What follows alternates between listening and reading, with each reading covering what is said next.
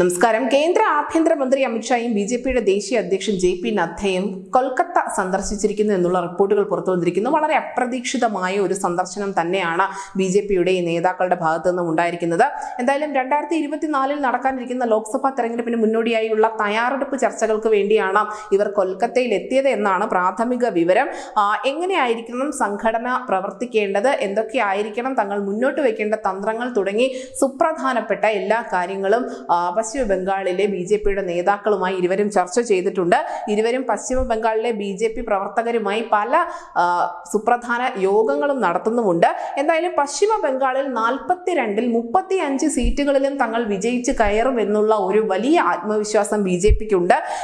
അതുകൊണ്ട് തന്നെയാണ് പുതുവർഷത്തിന് മുന്നോടിയായി തന്നെ കേന്ദ്ര ആഭ്യന്തരമന്ത്രിയായ അമിത്ഷായുടെ നേതൃത്വത്തിൽ അതിന്റെ തന്ത്രങ്ങൾക്ക് വേണ്ടി ഇവർ പ്രത്യേകമായിട്ടുള്ള യോഗങ്ങൾ പോലും സംഘടിപ്പിച്ചിരിക്കുന്നത്. അതേസമയം തന്നെ 2024 ലോക്സഭാ തെരഞ്ഞെടുപ്പിൽ 50% വോട്ട് നേടാൻ ബിജെപിയുടെ എല്ലാ പ്രവർത്തകരും അഹോരാത്രം അധ്വാനിക്കണം എന്നുള്ള ഒരു ആഹ്വാനം കൂടി പ്രധാനമന്ത്രി നരേന്ദ്രമോദിയുടെ ഭാഗത്തു നിന്നും ഉണ്ടായിട്ടുണ്ട്.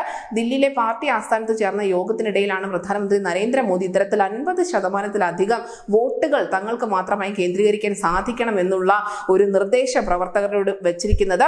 2019 തങ്ങൾ 303 സീറ്റുകൾ നേടി ഒരു മിഷൻ മോഡിൽ പ്രവർത്തിച്ചാൽ 2024 തീർച്ചയായും ഇതിലും അധികം സീറ്റുകൾ ബിജെപിക്ക് ഒറ്റയ്ക്ക് നേടാൻ സാധിക്കുമെന്നുള്ള ആത്മവിശ്വാസം കൂടി പ്രധാനമന്ത്രി നരേന്ദ്രമോദിക്കുണ്ട്. എന്തായാലും പശ്ചിമ ബംഗാളിലേക്ക് ബിജെപിയുടെ ഇത്ര വലിയ നേതൃത്വം ഇത്ര നേരത്തെ തന്നെ എത്തണമെന്നുണ്ടെങ്കിൽ അവിടെ ബിജെപി നേതൃത്വവുമായുള്ള ചർച്ചകൾ മാത്രമായിരിക്കില്ല എന്നുള്ള ചില അഭ്യൂഹങ്ങൾ കൂടി അണിയറയിൽ പരക്കുന്നുണ്ട്. പ്രത്യേകിച്ചും തൃണമൂൽ കോൺഗ്രസിനെ മാത്രം വിശ്വസിച്ചുകൊണ്ടാണ് INDA എന്ന പ്രതിപക്ഷ മുന്നണി ലോക്സഭാ തെരഞ്ഞെടുപ്പിൽ പശ്ചിമ ബംഗാളിൽ ഇറങ്ങാൻ പോകുന്നത്. നമുക്കറിയാം, അവിടെ നിയമസഭാ തെരഞ്ഞെടുപ്പുകളിലും തദ്ദേശ തെരഞ്ഞെടുപ്പുകളിലുമൊക്കെ മമതാ ബാനർജിയുടെ തൃണമൂൽ കോൺഗ്രസിന് വ്യക്തമായ മേൽക്കൈയുണ്ട്. അവിടെ മറ്റൊരു പാർട്ടിയും ഇല്ല. നിലവിൽ അവിടെ ആധിപത്യമുള്ളത് തൃണമൂൽ കോൺഗ്രസിന് തന്നെയാണ്.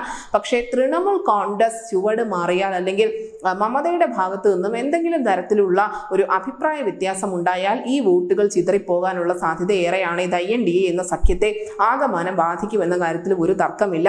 ഈ അവസരത്തിലാണ് ഈ ആഭ്യന്തരമന്ത്രിയായ അമിത്ഷായും അതുപോലെ തന്നെ ദേശീയ അധ്യക്ഷൻ നദ്ദയും ഒക്കെ ഇത്ര നേരത്തെ കൊൽക്കത്തയിലെത്തി യോഗങ്ങളൊക്കെ സംഘടിപ്പിച്ചിരിക്കുന്നത്. അതുകൊണ്ട് തന്നെ മമതാ ബാനർജിയുമായി ഈ യോഗങ്ങൾക്കൊക്കെ എന്തെങ്കിലും ബന്ധമുണ്ടോ, അല്ലെങ്കിൽ മമതയുടെ അടുത്ത തയ്യാറെടുപ്പ്, അടുത്ത ചുവടുവയ്പ് എന്തായിരിക്കും?